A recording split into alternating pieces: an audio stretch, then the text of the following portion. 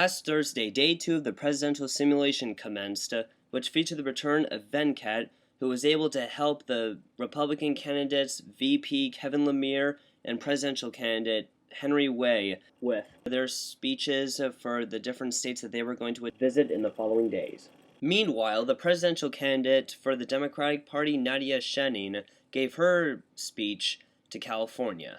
I, as president, will make sure every American's rights are protected to pursue and achieve their goals, because our country was founded on equality of opportunity. I will do my best to make this country the best it can be, and I'll fight until the end for your right to the American dream.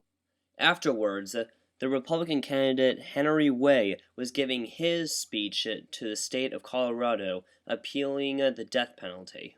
Oh, the death penalty. I believe the death penalty is an extremely important part of the U.S. justice system, and that it's a strong deterrent from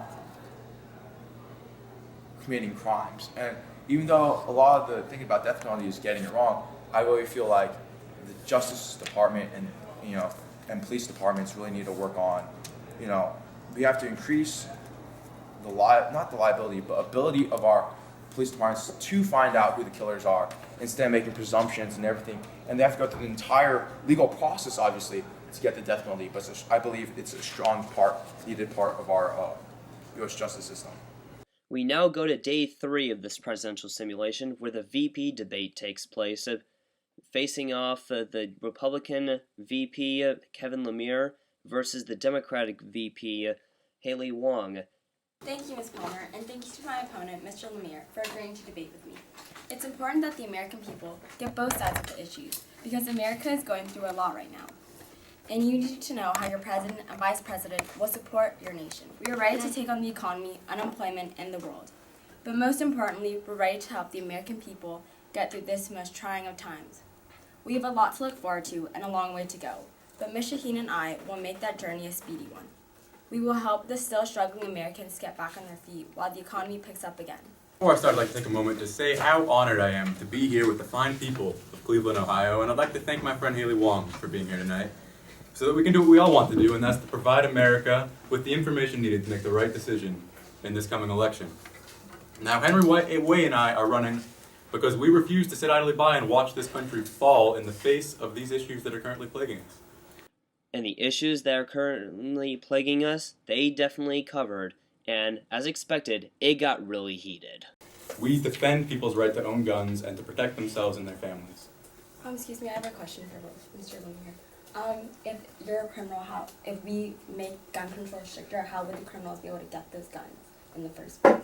You don't believe that there are any criminal organizations that are there, so there's no illegal guns being that are already illegal getting around now? But if we put more stricter gun controls on, then how do you think in the future it would happen? I would ask you, what event in history would lead you to think that controlling any kind of substance is effective? But their arguing didn't cover just guns. It also covered gay marriage. Everyone is born equal, so we agree that everyone should be able to marry whoever they want. We don't think it's fair that people have been stopping others who are in love. So, yeah, we agree.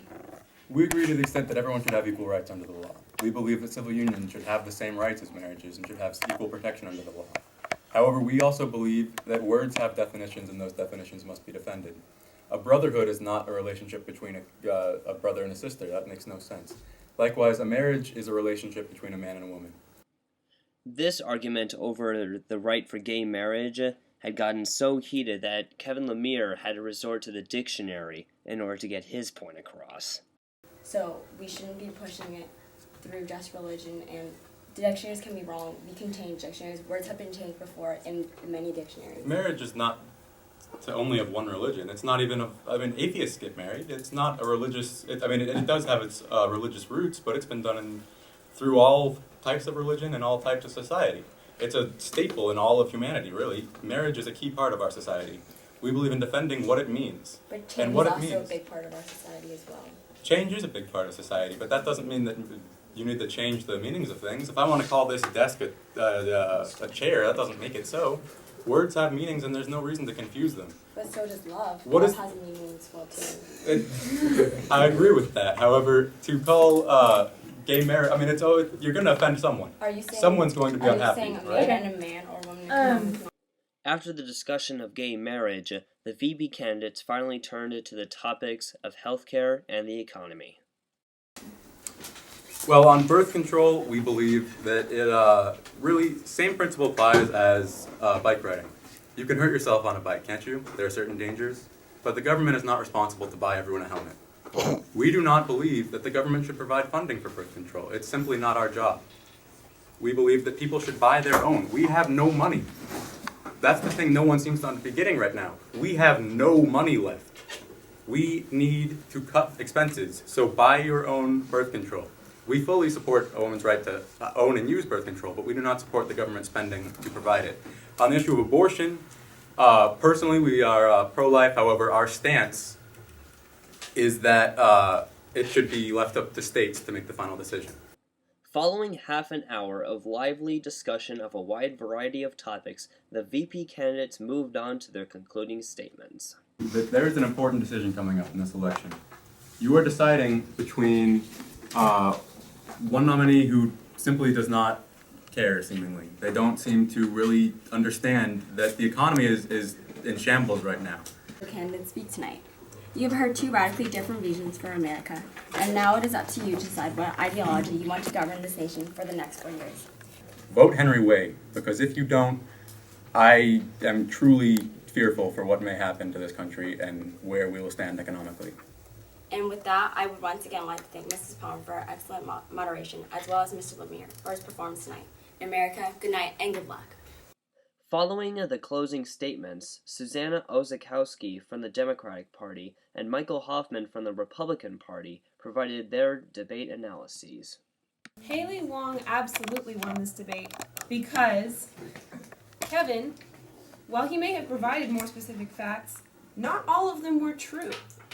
For instance, he declared that the death penalty was not workable on a budgetary basis, whereas Jonathan B. Gold, PhD of the professor of justice, law, and society at the American University, said that the median amount of $350,185 for authorized cases of the federal death penalty indicates that cases in which a capital prosecution was authorized cost almost 8 times as much as those death. Haley sidestepped every single question and response. She did not choose her battles wisely either. For example, when asked about Alaska drilling, she just said, no, we don't support it. Kevin actually gave a reason as to why we do not support it. When it came to Medicare, all she said was, sorry, that was a bad example. When it comes to Obamacare, all she says, we support it, and she used one case study. However, she did not explain how the economics of it worked, unlike Kevin. Kevin actually used statistics, reasoning as to why certain things need to be changed and or removed or increased. And another example is the death penalty. Haley only used, it's purely economically unsound. However, Kevin actually put the moral decision in it. That is what Americans more care about right now. This is Greg Harriman reporting from MSNBC. Thank you and have a good night.